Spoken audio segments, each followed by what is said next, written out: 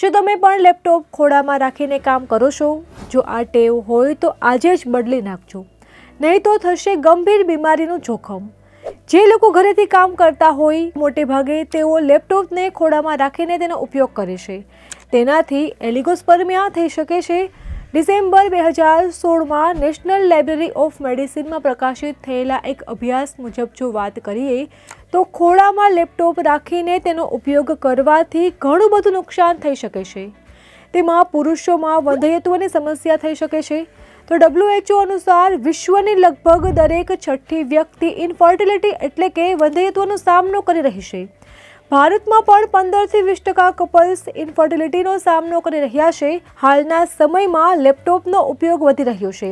જ્યારે લેપટોપને વાઈફાઈથી કનેક્ટ કરીને અને ખોળામાં રાખીને તેનો ઉપયોગ કરવામાં આવે છે, ત્યારે વાઈફાઈમાંથી નીકળતા રેડિયેશન શરીરના નાજુક ભાગોને ખૂબ જ અસર કરે છે.